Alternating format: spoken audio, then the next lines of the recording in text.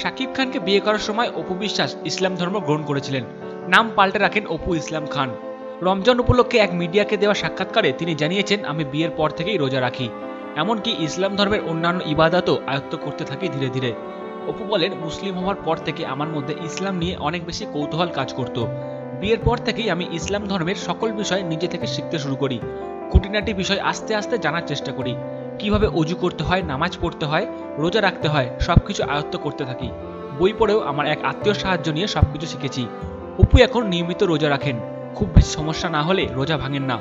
তিনি বলেন, বিয়ের প্রথম বছর রোজা বিষয়টা বুঝতে সময় লেগেছিল, তাই প্রথম বছর রোজা রাখতে পারিনি।